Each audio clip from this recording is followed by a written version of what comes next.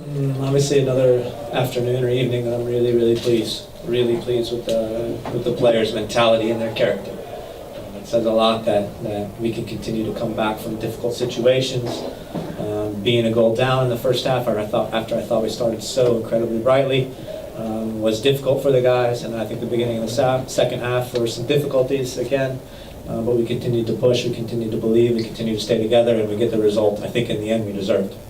Yeah, for me, the opening 15 minutes again was really bright.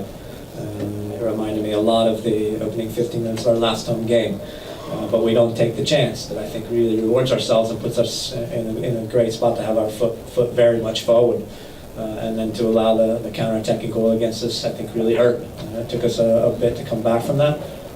But the guys continued to believe, continued to push, and then I think the difference was just the finishing touch, what happened in and around the penalty box.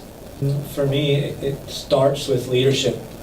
It starts with the very high number of players that we have that have been there and done that before in our league. They have the experience to draw from.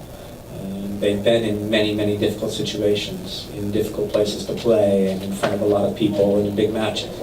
And it's those types of players that I think do a terrific job of leading the rest and continuing to push the rest to believe and continue to work. Absolutely. As a coach, you probably much prefer not to be having to come back so many times, not to be suffering the first goal in so many matches. But at the end of the day, it doesn't matter. It's about 90 minutes, and over the 90 minutes, our guys continue to work and stay together and get the result. As I said, I think we deserved that result, and we got it.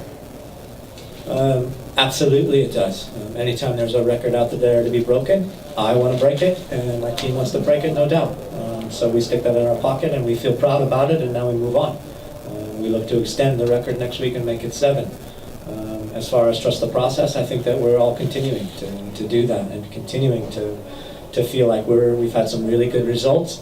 But the truth of the matter is we all know we can do better. We all know, I think everybody in that locker room and our coaching staff and everybody in our club knows that we shouldn't have to come back so many times in games, and that should be an objective for us, to continue to work hard and to continue to improve.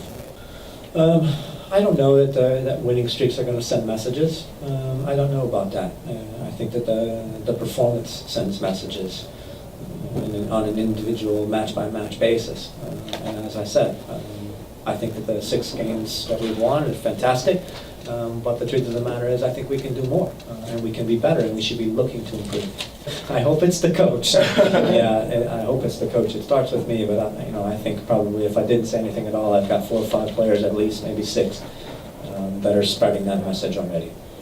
Yes, the one biggest parallel, I would say, has everything to do with team chemistry and team camaraderie and togetherness and character.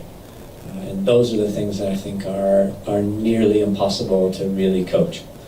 And so we've got the right people in the room here. And now it's about, as I said before, it's about not becoming complacent at all. It's about trying to improve week by week. And it's also about staying hungry. Because the truth of the matter is we won 6 games in a row, but we haven't won anything at all. That's teammate accountability, and I think that, again, it speaks to the leadership that we've brought here. We've brought a lot of guys that are excellent leaders with an excellently high amount of experience and the capability to coach on the field while they play at an extremely high level. That's always going to be a good thing. Really strong. Of course, it wasn't perfect. There was a few moments where he's maybe put a foot or 2 wrong, but he's popped up in a lot of really important moments late in the game, cutting out crosses, making really good 1v1 defensive plays, and so I think that says a lot, because it is his first game in a lot of time, and he's had his injuries even through our preseason and the beginning part of the season. So I would say he's not match fit, and so that says a lot that he can perform like that, not being 100% match fit. Yeah, he wasn't in the A-team today only due to a disciplinary matter. He broke a rule in the locker room before the match and was brought out of the A-team because of that. Yeah, Chris just has a cramp actually, and there's quite a few of our guys cramping. So we need to look into that and address that, because that's not something that I like too much. but it was a drastic situation, and so we did have to switch the sub. I thought Justin was running out of gas a little bit, but then to speak to him, he said he had a little bit more to give, and then he ran out of gas as well. And I think Justin is coming on. He needs more. He needs more time with these guys. He needs more opportunities. He needs to relax a little bit in front of the goal and take maybe a chance that he probably should have tonight. But I'm really pleased with the overall effort. That's every coach's objective, is to have multiple players in the field who can be dangerous in front of the goal, multiple players in the field who can create and score goals, and I think we're moving in that direction. It's always going to be something that's going to make a coach extremely happy when he sees lots of different players scoring goals through a season, and we hope that continues.